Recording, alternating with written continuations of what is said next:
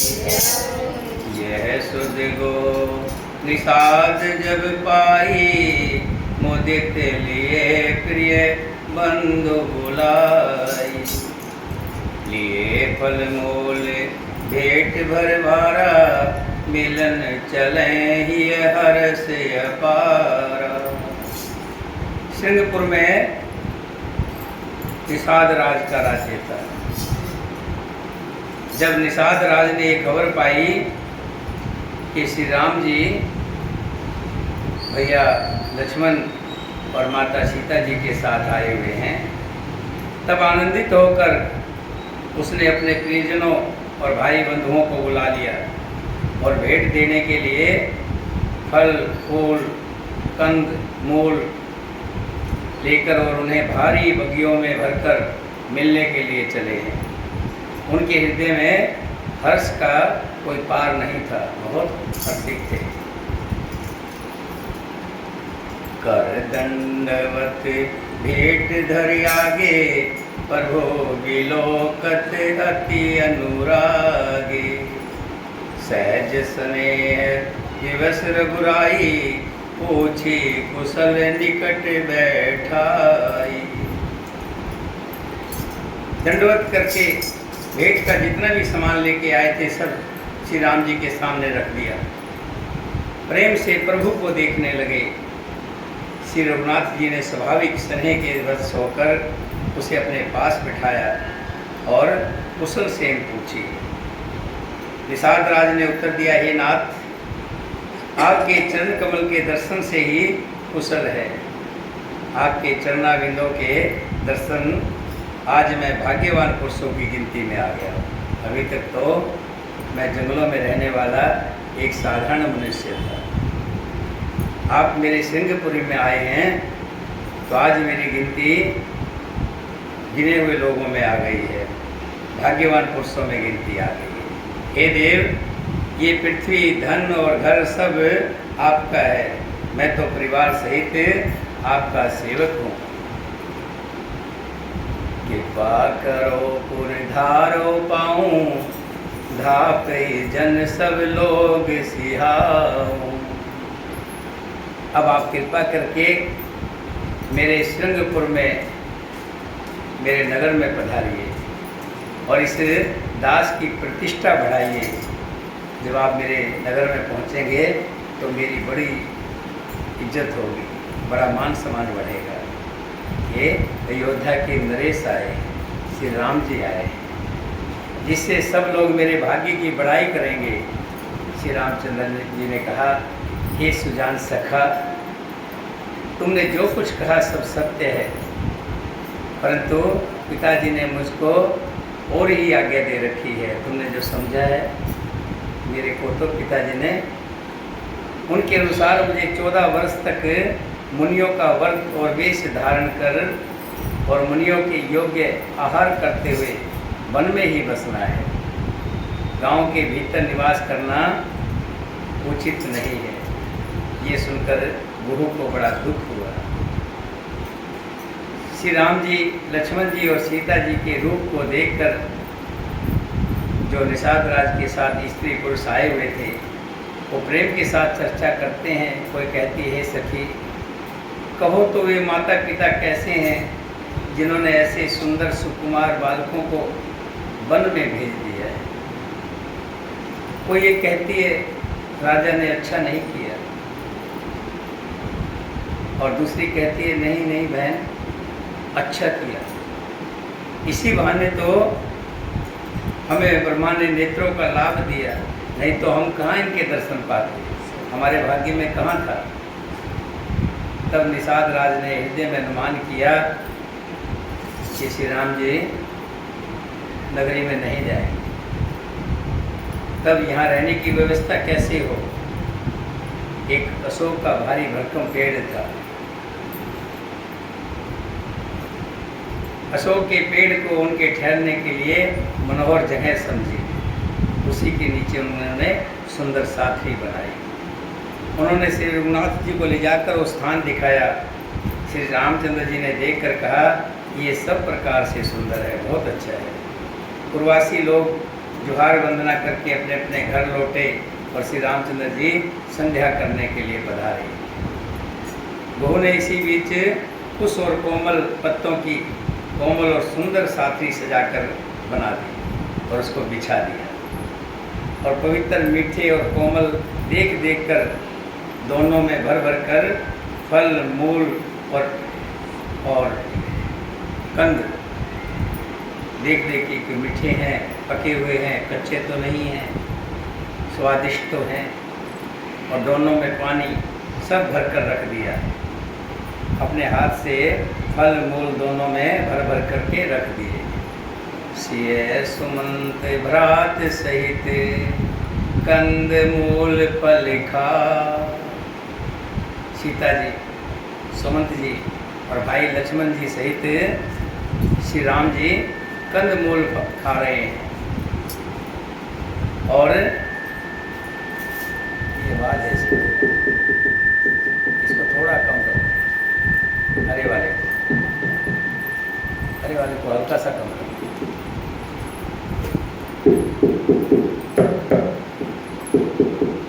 हल्का सा हरे वाले को थोड़ा सा कम करो, बस ठीक है। चलिए।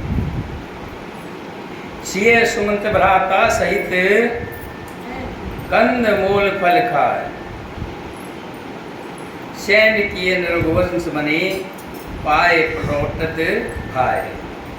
है अभी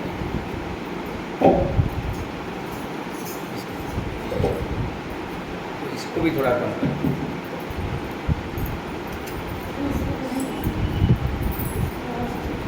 कर दो, थोड़ा कम कर,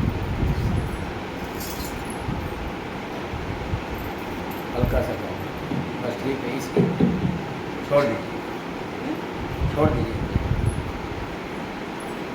सीता जी, सुमंत जी और भाई लक्ष्मण जी सहित कंद मूल फल खाकर रघुकुल मुनि श्री रामचंद्र जी निषाद राज की बड़ाई कर रहे हैं, उनके प्रेम की सराहना कर रहे हैं, और फिर वहाँ लेट गए। भाई लक्ष्मण जी उनके पैर दबा रहे हैं। उठे लखन प्रभु सोवत जानी, कह सचिव सोवन मृदवानी, कछुक दूर सजबान सरासन, जागन लगे बैठ वीरासन। फिर श्री राम जी लक्ष्मण जी ने देखा श्री रामचंद्र जी सो गए हैं। फिर धीरे से उठे हैं और कोमल वाणी से सुमंत जी को सोने के लिए कहा कि आप भी जाकर के सो जाइए। और वहाँ से कुछ दूर पर जाकर धनुष बाण सजाकर रखवाली के लिए बैठ गए। कोई जंगली पशु आकर के परेशान ना करे, श्री रामचंद्र जी को दिक्कत ना करे, निद्रा में विघ्न ना डाले, पहरा दे रहे हैं। वो बुलाए पार प्रतीति, ठाम ठाम राखें अति प्रीति, आप लखन पह बैठे जाई, कट भात सर चाप चढ़ाई। निषाद राज ने विश्वास पाकर 5-7 पहरेदारों को बुलाकर अत्यंत प्रेम से जगह जगह नियुक्त कर दिया है, और आपको कमर में तरकस बांधकर तथा धनुष पर बाण चढ़ाकर लक्ष्मण जी के पास आकर के बैठ गए और प्रभु को जमीन पर सोते हुए निहार रहे हैं, देख रहे हैं, हर्ष हो रहे हैं। फल पात की जो घास फूस की साथरी थी उसके ऊपर मेरे प्रभु सो रहे हैं।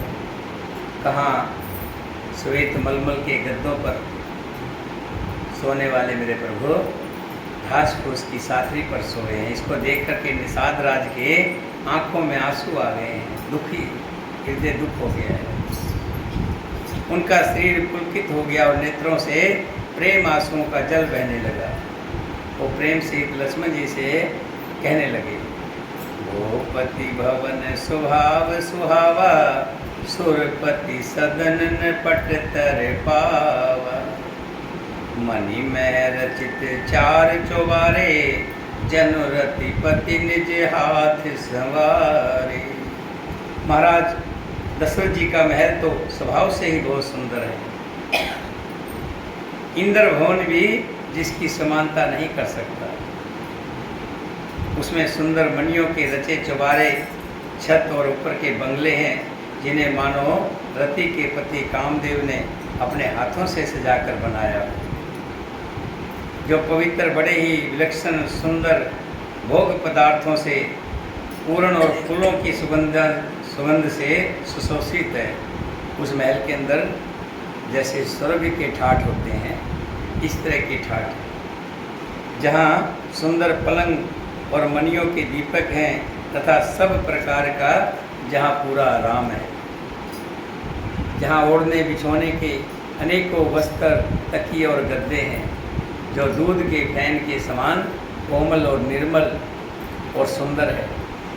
वहाँ उन चौबारों में सीता जी और श्री राम जी रात को सोया करते थे और अपनी शोभा से रति और कामदेव के गर्भ को भी हरण करते थे।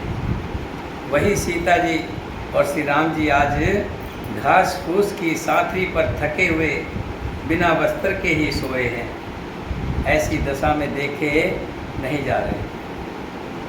माता पिता, कुटुंबी, प्रवासी, प्रजा, मित्र, अच्छे शील स्वभाव के दास और दासियां सब उनकी अपने प्राणों की तरह सार संभाल करती थी। वही प्रभु श्री रामचंद्र जी आज पृथ्वी पर सो रहे हैं।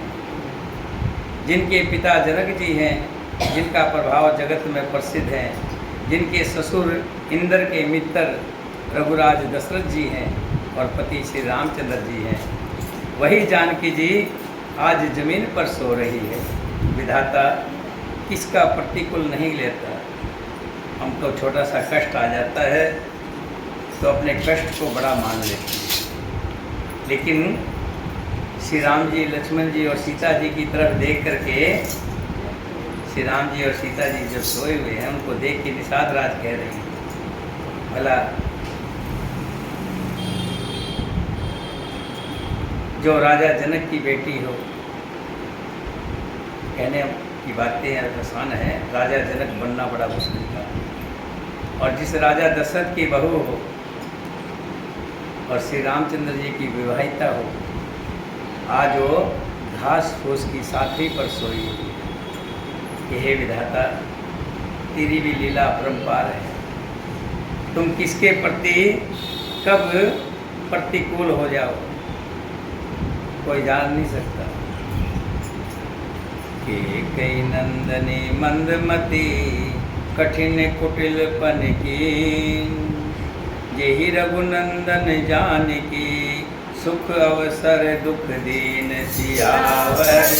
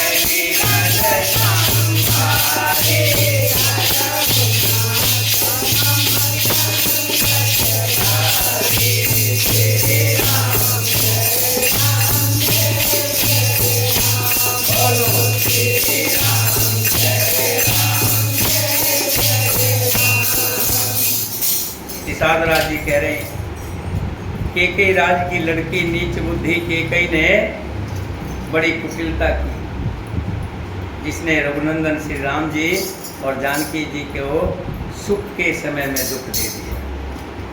ये तो खेलने खाने के दिन, किशोर अवस्था है, ऐसे समय में कोई वन का समय था क्या? वो सूर्य कुल रूपी वृक्ष के लिए कुल्हाड़ी बन गई। उस कुबुद्धि ने संपूर्ण विश्व को दुखी कर दिया। श्री राम सीता को जमीन पर सोते हुए देखकर निषाद राज जी दुखी हो रहे हैं। तब लक्ष्मण जी ने ज्ञान, वैराग्य और भक्ति से रस से सनी हुई मीठी और कोमल वाणी कही और बोले, हे भाई, काहुन को सुख दुख कर दाता, निज कृत कर्म भोग सब भ्राता। ये भाई, ना तो कोई किसी को दुख देता है और ना ही किसी को कोई सुख देता है। सब अपने हुए किए हुए कर्मों का फल भोगते हैं, चाहे कोई राजा हो चाहे कोई गरीब हो। जोग वियोग भोग भल मंदा, हित अनहित मध्यम भ्रम फंदा। जन्म मरण जह लग जग जालू, संपत्ति विपत्ति कर्म यारो कालू। संजोग किसी का मिलना, वियोग किसी का बिछड़ना,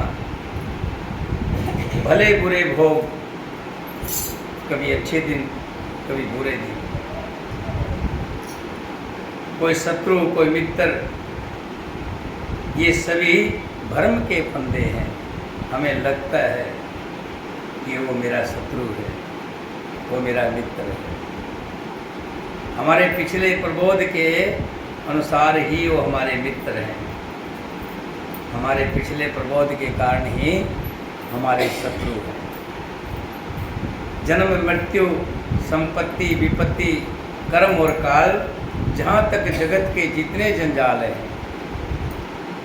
क्या धरती, घर, धन, नगर, परिवार, स्वर्ग और नरक आदि जहाँ तक व्यवहार है जो देखने सुनने और मन के अंदर विचारने में आते हैं, इन सब का मूल मोह अज्ञान ही है। परमार्थ ये नहीं है, सही में ये सब है नहीं जो हमें देखते हैं। जिसे हम देखते हैं कि मैंने घर बनाया, मैंने 2 मंजिल बनाया, मैंने फैक्ट्री लगाई, मैंने कार ली, मैंने कोठी ली, मेरे बच्चों की पोता पोती हुए, मेरा ये हुआ, ये सब एक सपना है, सपने की माया है। यही तो बात लक्ष्मण जी कह रहे हैं। सपने होए भिखारी नृप, रंक नाक पति हो, जागे लाभ न हानि कुछ, तिमि प्रपंच जिए जो। जैसे सपन में राजा भिखारी हो जाए। कई बार सपना आता है, सपने में ऐसा लगता है कि सब कुछ चला गया, मैं तो भिखारी हूँ। और सपन में कई बार कंगाल व्यक्ति को भी ऐसा सपना आता है कि वो इंद्र, स्वर्ग का स्वामी इंद्र हो गया है। आते ना सपने, सपने में पता नहीं क्या दिख जाए, सपने का कोई आधार नहीं होता।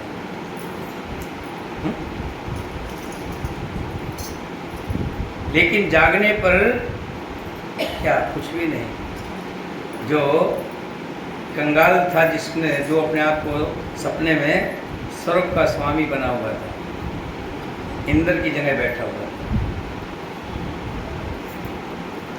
जैसे ही सपना खुला, क्या, कुछ भी नहीं, वही कंगाल का कंगाल। राजा भयभीत है, सपने में भिखारी हो गया है, सब कुछ उसका छिन गया है, लेकिन आँख खुलती है तो वहीं का वहीं है। वैसे ही ये जितने भी दृश्य हैं, प्रपंच हैं, अगर हृदय से देखें तो ये कुछ भी नहीं है। अगर ये सब सत्य होते तो छोड़कर कौन जाता,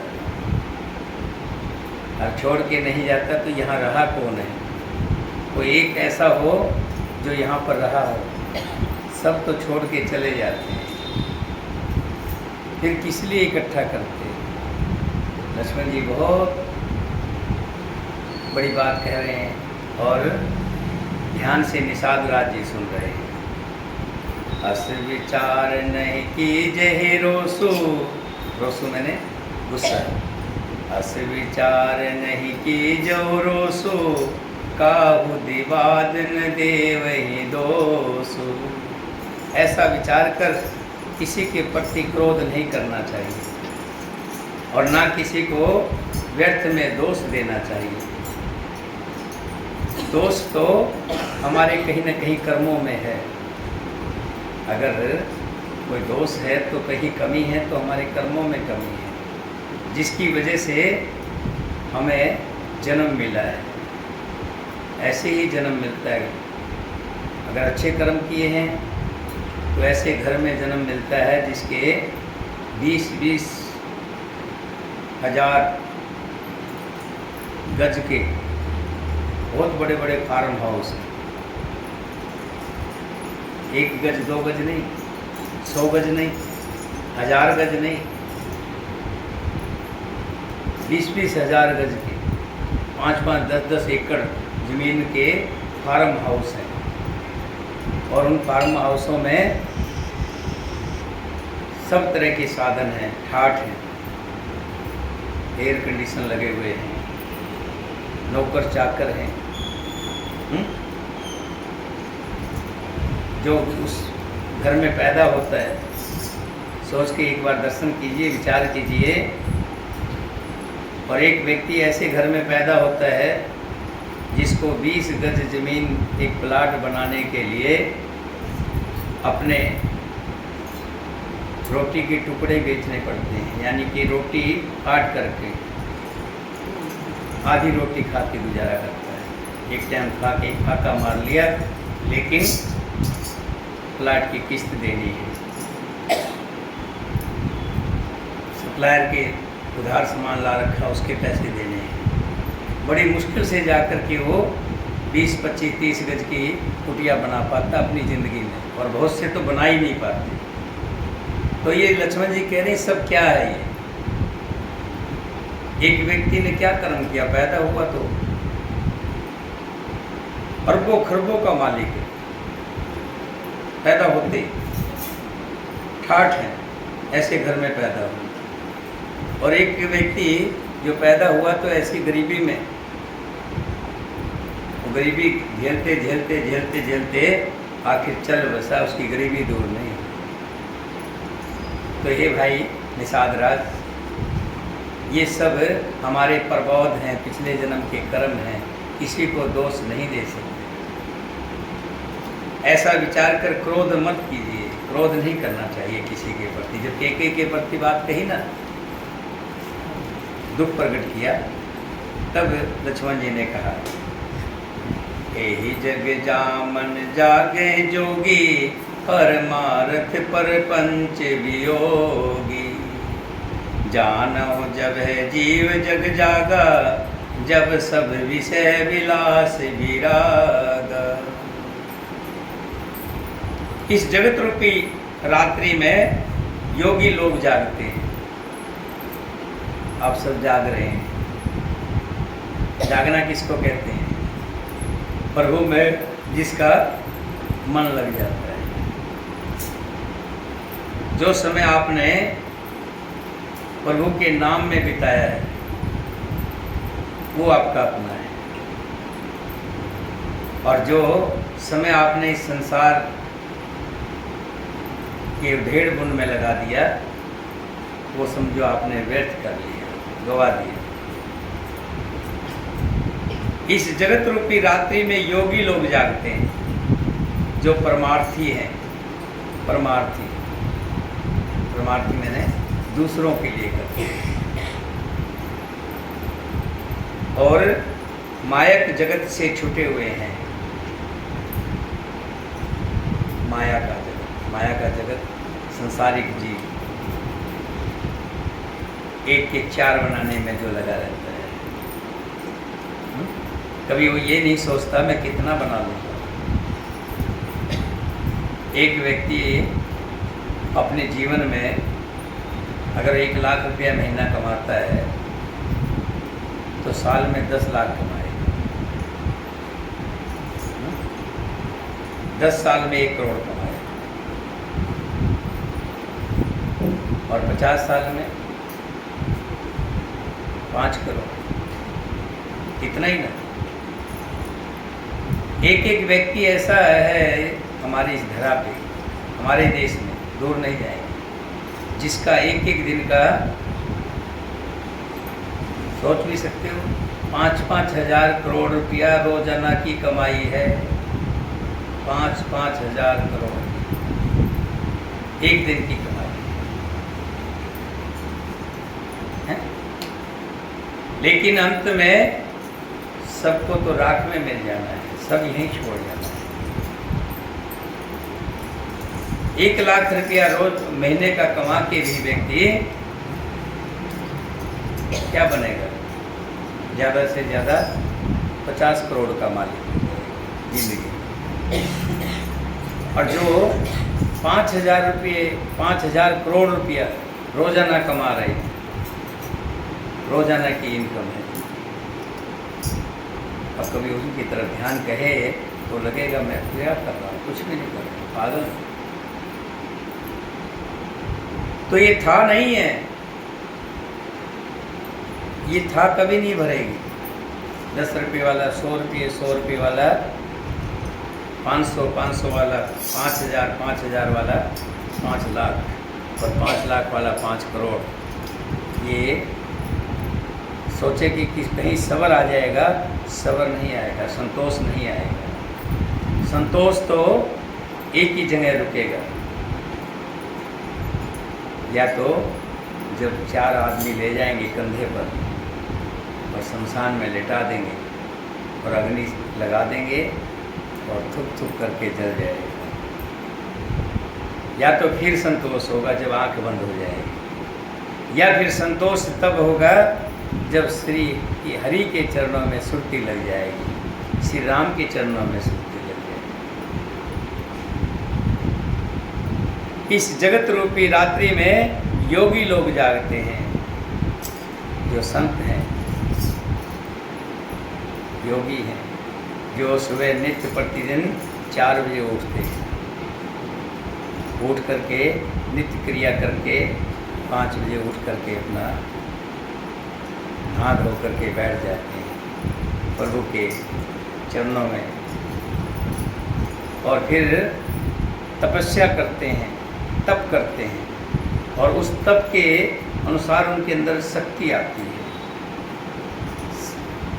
तप से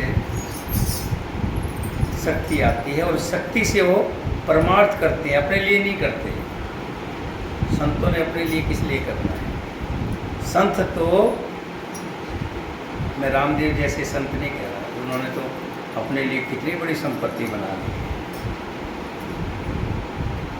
वो संत हैं जो अपने लिए कुछ भी नहीं चाहते, सब दूसरों के हित के लिए। जगत में जीव को जागा हुआ तभी जानना चाहिए जब संपूर्ण भोग विलासों से विराग्य हो जाए। जब तक ये रहेगा मुझे एसी हो, मेरे पास कार हो, मेरे पास बंगला हो, मेरे पास ये हो, जब तक इस तरह की सोच रहेगी तब तक व्यक्ति भ्रम रहा है, संसार में भ्रम रहा है। जब ये सोच कर ले मेरा मुझ में कुछ नहीं, जो कुछ है सो तेरा, तेरा तुझको अर्पण क्या लागे मेरा। मेरे एक व्यक्ति कमाता है 10 रुपये कमाता है, खर्चा 12 रुपये का हो जाता है। सोचिए कितना कमा लेगा। प्रभु की उस चीज़ को भी देखिए, खर्चा जितना कमाएगा उससे चौगुना। कई लोग मैंने देखा है बहुत कमाते हैं, दिन रात मेहनत करते हैं, सुबह से शाम तक मेहनत करते हैं, लेकिन मिलता क्या है? कभी पता लगता है बच्चा बीमार हो गया, बच्चे पे खर्च हो गया, कभी पता लगता है पत्नी को कोई बीमारी है, तो बीमारी के चक्कर में रहता है। जब तक प्रभु की कृपा नहीं होगी, और प्रभु की जब कृपा होगी तो फिर मुझे सोचने की क्या जरूरत है। जब करना सब मेरे प्रभु ने है तो प्रभु को ही छोड़ दो। ये जिंदगी की डोर उस प्रभु को छोड़ दो, लो तुम संभालो, मुझे नहीं पता।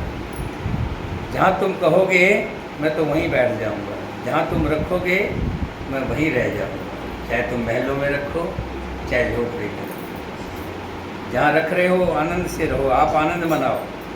आप मन में विस्मय मत लाओ कि फला आदमी इतना है, उसके पास इतना है, उसके पास इतना है।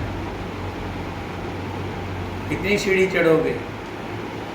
पड़ोसी की सीढ़ी देख लिया आपने, उसके बराबर आने की कोशिश करोगे। जहाँ 8 घंटे काम कर रहे हैं 14 घंटे काम करना शुरू कर दोगे। वहाँ पड़ोसी के बराबर पहुँच गए तो उसके बाद अरे था है कहीं, मैंने बताया अभी, एक आदमी 5,000 करोड़ रोजाना कमाता है, जिसकी रोज़ की कमाई है। कहाँ पहुँच जाओगे? पहुँचोगे? नहीं पहुँच पाओगे। तो जब हम पहुँच ही नहीं पाएंगे और मेरा प्रभु चाहेगा तो अरे उसकी इच्छा होगी।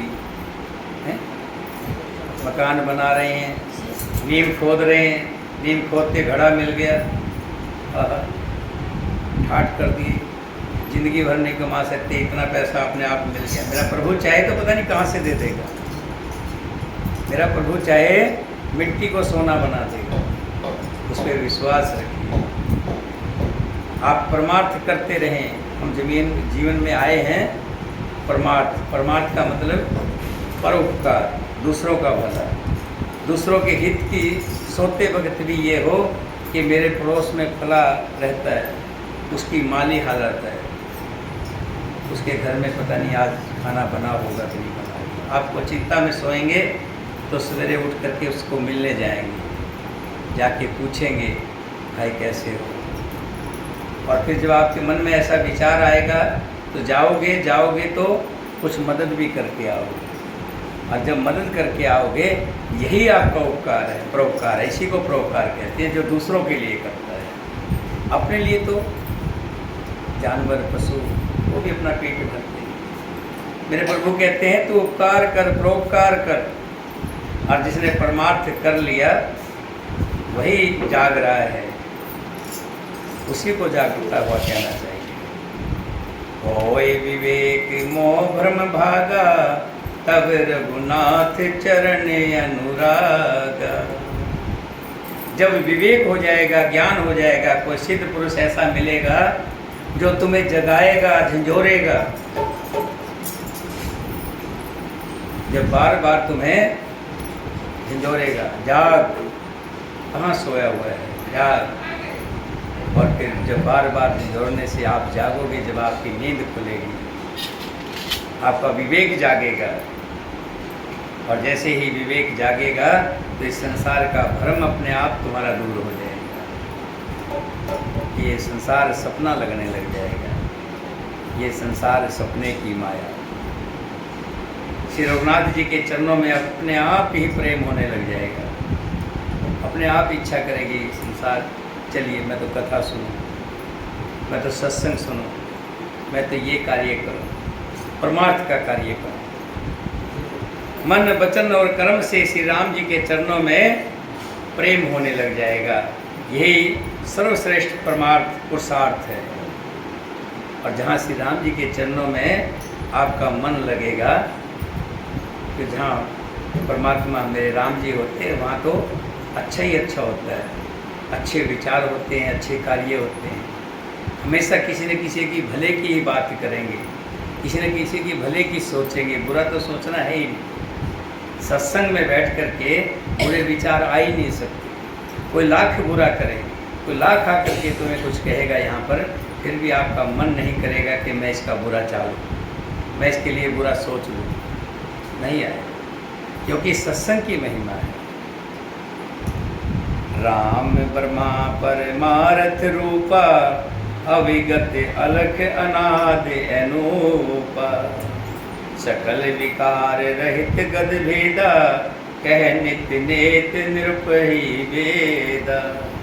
श्री राम जी परमार्थ स्वरूप परम वस्तु पर ब्रह्मा है। वे जानने में ना आने वाले, अलख, अनादि, अनुपम, सब विकारों से रहित भेद शून्य है। वेद जिनका नित्य नेति नेति कहकर निरूपण करते हैं। भगत भूमि भूसर सुरभ, सोरे हित लाग कृपाल। करत चेत धर मनुज तन, सुनत मिटे जग ख्याल सियावर।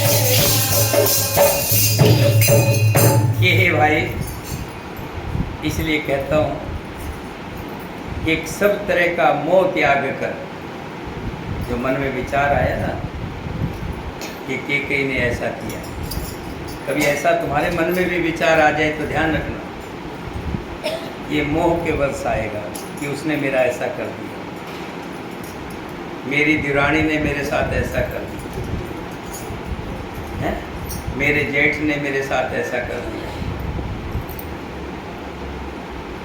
मेरे भाई ने, फलाने आपके मन में विचार आएंगे, क्योंकि मोह रूपी संसार में हम रह रहे हैं। तुरंत श्री हरि का ध्यान रख लीजिए, जैसे हरि का ध्यान आएगा तो आपका मोह भाग जाएगा। फिर आपको ये बात याद आएंगी जो अभी लक्ष्मण जी कह रहे हैं निषाद राज से, ये संसार में कोई किसी का बुरा नहीं करता, संसार में कोई किसी का भला बुरा नहीं करता। ये तो रिश्ते नाते जो है हमारे पिछले जन्मों के प्रभाव हैं हमारे। कोई बेटा बन करके खूब कमाता है, मालो माल कर देता है, और कोई बेटा बन करके सब खा जाता है, कमाई किया हुआ सब खत्म कर देता है। तो पिछले जन्म के कुछ लेन देन है। ये मैं नहीं कहा, जितनी बातें कही सब लक्ष्मण जी निषाद राज को कह रहे हैं, और कह रहे हैं सखा समझ अस पर हरि मोह, सिय रघुवीर चरण रत हो, कहत राम गुण भाभिनुसारा, जागे जग मंगल सुखदारा। हे सखा, ऐसा समझकर मोह को त्याग कर श्री राम और सीता जी के चरणों में प्रेम करो। इस प्रकार श्री रामचंद्र जी के गुण कहते कहते कब रात बीत गई, कब सवेरा हो गया, कब जो लोग थे वो जाग गए, तब जगत का मंगल करने वाले और उसे सुख देने वाले श्री राम जी फिर जागे। सोच सब कार्य करके नित्य पवित्र और सुजान श्री रामचंद्र जी ने स्नान किया, और फिर निषाद राज से कहा भाई, अब श्री राम जी कह रहे हैं कि ये जो घुंघराले बाल हैं,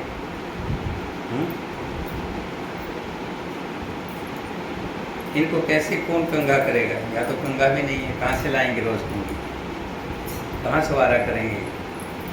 वैसा करते हैं, इसका जो है लट बना लेते हैं, सवारने वाला चक्कर ही खत्म हो जाएगा। निषाद राज से बड़ का दूध मंगाते हैं, और छोटे भाई लक्ष्मण जी सहित उस दूध से सिर पर जटाएं बना ली। ये देखकर सुमंत जी के नेत्रों में आंसू आ गए, देख नहीं पाएगा। हृदय दाह अति बदन मलिना, कह कर जोर बचन अति दीना, नाथ कहो अस कौशल नाथा, ले रथ जाओ राम के साथ। सुमंत जी का हृदय जलने लग गया जब देखा श्री राम जी ने जटाएं अपने बड़ के दूध से जटाएं बना ली, लक्ष्मण जी की भी बना ली। सुमंत जी का मुंह मलिन हो गया, उदास हो गया। वे हाथ जोड़कर अत्यंत दीन वचन बोले, हे नाथ, हे स्वामी, मुझे कौशलनाथ दशरथ जी ने ऐसी आज्ञा दी थी कि तुम रथ लेकर श्री राम जी के साथ जाओ और वन दिखाकर गंगा स्नान कराकर दोनों भाइयों को तुरंत लौटा लाना। सब संशय और संकोचों को दूर करके लक्ष्मण राम सीता जी को फिरा लाना। नृपय से कहे गोसाई जसे, कह करो बल सो, कर विनती पायन परूं, दीन बाल जिमिरो। महाराज जी ने ऐसा कहा, अब प्रभु जैसा आप कहें मैं वही करूं। मेरे को तो महाराज का आदेश था कि तुम जाना, राम लक्ष्मण सीता को 2-4 दिन वन में घुमा लेना, और वन के जब कष्ट दिखाई देंगे और वनों में भयानक जब जंगली पशु दिखेंगे तो सीता स्वयं डर जाएगी। मेरे को वही कहा था, अब आप जैसा प्रभु कहें मैं वही करूं। मैं आपकी बलिहारी हूं। इस प्रकार विनती करके वे श्री रामचंद्र जी के चरणों में गिर पड़े और उन्होंने बालक की तरह रोने लगे। कौन? सुमंत। तात कृपा कर की जो सोई, जाते अवध अनाथ न होई। मंत्री राम उठाए प्रबोधा, तात धर्म मत तुम सब शोधा। और कहा, हे तात, कृपा करके वही कीजिए जिससे अयोध्या अनाथ ना हो। कहने का तात्पर्य क्या है? अयोध्या अनाथ ना होने का मतलब, अनाथ कब होता है? व्यक्ति जब घर का मुखिया ना रहे। घर का मुखिया कौन है? आज के दिन तो राजा दशरथ है कि हे प्रभु, ऐसा आप चले, मेरे साथ चलिए, हमारे साथ चलिए। आपके चलने से राजा दशरथ, उनके प्राण बच जाएंगे और उनके प्राण बचने से अयोध्या अनाथ नहीं होगी। अयोध्या को अनाथ होने से बचा लीजिए। श्री राम जी ने मंत्री को उठाकर धैर्य बंधाते हुए समझाया है कि हे तात, आपने तो धर्म के सभी सिद्धांतों को छान डाला। शिवी दधीची और राजा हरिश्चंद्र ने धर्म के लिए करोड़ों कष्ट सहे। बुद्धिमान राजा रणित देव और बलि बहुत से संकट सहकर भी धर्म को पकड़े रहे। उन्होंने धर्म का परित्याग नहीं किया। देखिए, धर्म हम कह देते हैं, धर्म निभाना बड़ा मुश्किल काम है। इस धर्म को रखने के लिए राजा हरिश्चंद्र को काशी की चौराहे पर बिकना पड़ा। इस धर्म को रखने के लिए, धर्म को बचाने के लिए राजा बलि ने अपना पूरा राजपाट जो है वामन अवतार में भगवान को दे दिया था, लेकिन धर्म को नहीं जाना। ऐसे एक नहीं, दधीची थे, ऋषि दधीची, धर्म की खातिर अपने शरीर के जो वज्र बना है, आपको पता होगा, उन्हीं की हड्डियों से बना है। धर्म की रक्षा के लिए अपने शरीर को त्याग दिया, मतलब शरीर को पंजर को अपनी हड्डियां दे दी, लो इससे वज्र बना लीजिए, इंद्र को दे दी। धर्म की रक्षा के लिए व्यक्ति को बहुत त्याग करना पड़ता है, तभी धर्म कहलाता। ये नहीं गाय के साथ खड़े होकर फोटो खिंचवा ली तो हम बन गए धर्मात्मा। कहीं भंडारे में मेरे जैसा तो यही करता है, पूरी बांटते हुए दिखाता है, बचता बड़ा धर्मात्मा बन गया। धर्म रखने के लिए बहुत त्याग करने पड़ते हैं। यही श्री राम जी कह रहे हैं कि हे भाई, वेद शास्त्र और पुराणों में कहा गया है सत्य के समान दूसरा धर्म नहीं है। मैंने उस धर्म को सहज ही पा लिया है। इस सत्य रूपी धर्म का त्याग करने से तीनों लोकों में अपयश हो जाएगा। यहाँ धरा धरा में नहीं, तीनों लोकों में। प्रतिष्ठित पुरुष के लिए अपयश की प्राप्ति करोड़ों मृत्यु के समान भीषण संताप देने वाली है। अगर कोई समझे अपयश, बुराई, सफ़ेद वस्त्र पर दाग लग जाए, अच्छे भले व्यक्ति से कोई ऐसा दुष्कर्म हो जाए, संसार में थू थू होती है और वो व्यक्ति जीने मतलब कि तो कलंक लेकर के जी नहीं सकता। अगर कोई कलंक लग जाता है, सफ़ेद कपड़े पे ही दाग लगता है, ध्यान रखना। जो काला पहले से है उस पर कुछ दाग नहीं लगेगा। जो धर्म को मानता है, इन बातों को मानता है, वही गिलानी भी करता है। जो प्रतिष्ठित होता है उस पुरुष के लिए अपयश की प्राप्ति करोड़ों मृत्यु के समान भीषण संताप देने वाली होती है। हे तात, मैं आपसे अधिक क्या कहूँ, लौटकर उत्तर देने में पाप का भागी होऊंगा। आप जाकर पिताजी के चरण पकड़कर करोड़ों नमस्कार के साथ ही हाथ जोड़कर विनती करिएगा कि हे तात, आप मेरी किसी बात की चिंता ना करें, मुझे अपना कर्तव्य करने दें। मैं कर्तव्य करूँगा तो आपका यश बढ़ेगा। कि राजा दशरथ ने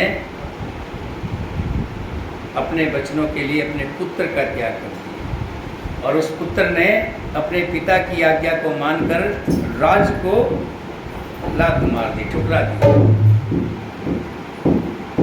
आप भी पिता के समान ही मेरे बड़े हितैषी हैं। श्री राम जी सुमंत जी को कह रहे हैं, हे तात, मैं हाथ जोड़कर आपसे विनती करता हूँ कि आपका भी सब प्रकार से वही कर्तव्य है जिसमें पिताजी हम लोगों के सोच में दुख ना पावे। आप भी वही काम करिएगा, इसी तरह की बात करिएगा कि जिससे पिताजी के हृदय में कोई दुख ना पहुँचे। श्री रघुनाथ जी और सुमंत जी का ये संवाद सुनकर निषाद राज कुटुंबियों सहित व्याकुल हो गया, बड़े दुखी हो। लेकिन लक्ष्मण कहाँ रुकने वाले थे। लक्ष्मण ने कुछ ऐसी बात कही, क्या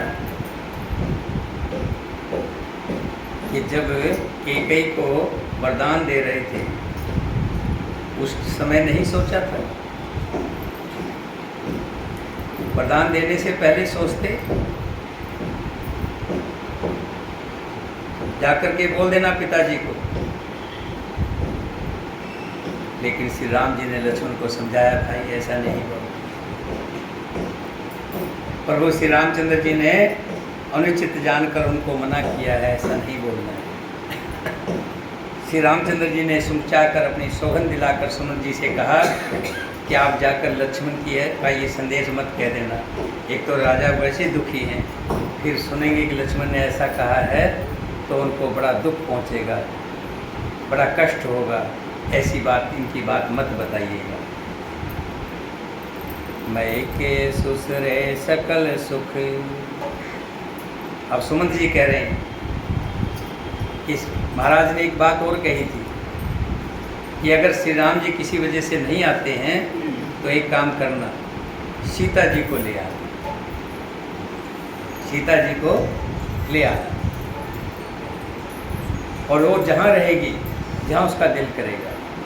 मैं के सुसरे सकल सुख, जबे जहाँ मन मान, तह तब रहे सुखेन सिए, जब लग विपित विहान सिया।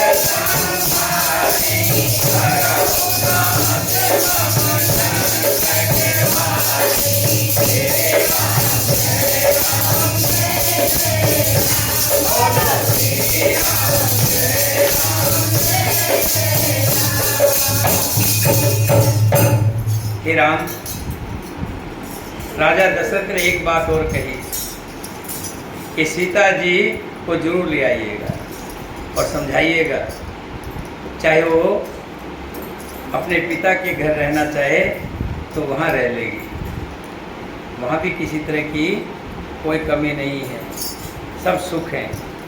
और अयोध्या में रहना चाहे तो वहाँ रह लेगी, जहाँ उसका दिल करे, जहाँ इच्छा हो वहाँ रहे, लेकिन वन में ना जाए। अगर सीता जी भी लौट आएंगी, इससे भी मेरा मरण रुक जाएगा। बोले सियापति रामचंद्र भगवान की, सीता माता की, भरत शत्रुघ्न की, वीर लक्ष्मण की, वीर हनुमान की, अपने अपने माता पिता की, अपने अपने गुरुदेव की, सभी सनातन धर्म प्रेमियों की, बोले साचे दरबार की। आज श्री कृष्ण जी, हाँ, श्री कृष्ण जी की आज छठी है, छठी है ना। छठी की महिमा का पता है आपको? छठी इसलिए मनाते हैं, कहते हैं जब बच्चा पैदा होता है छठे दिन बेमाता आती है और उसके भाग्य को लिख करके जाती है, उसके माथे पे लिख करके जाती है। ऐसे ही दो भाई थे, इकट्ठे जुड़वा पैदा हुए। छठी के दिन बेमाता लिखने आई और माथे पे लिख गई। कहानी है, कथा है, मैं आपको विस्तार से बताऊंगा, अभी तो मैं थोड़ा सा मैं बता रहा हूँ। माथे पर लिख कर गई और जैसे ही जाने लगी पाँव पकड़ी कि माता बताओ भाग्य में क्या लिख के जा रही, भाग्य में क्या लिखते जा रही हो? कहने लगे जी भाग्य में ये लिखा है, इसकी जो बच्चा हुआ इसकी मृत्यु कोई शेर खाएगा, शेर खाने से इसकी मृत्यु, बच्चा बड़ा हो। कई तरह की कहानियाँ हैं, मैं उसमें से एक कहानी बता रहा हूँ। छठी पे लेकर बच्चा जब बड़ा हो गया तो उसको स्कूल में बैठाया, शादी का समय आ गया। शादी का समय आ गया तो वो पालकी बनाई हुई है। पालकी कैसी बनाई हुई है? शीशे लगे हुए हैं, अंदर हवा जाने का एक अलग रास्ता है, छन के हवा जाएगी, और कोई रास्ता नहीं उसमें कोई अंदर चला जाए। आजकल बुलेट प्रूफ बोलते हैं, बुलेट प्रूफ मतलब गोली भी मारे तो गोली अंदर ना जाए, ऐसा है। शादी हो गई, फेरे हो गए, दूल्हा दुल्हन उसमें बैठे हुए हैं। रास्ते में दोनों बात कर रहे हैं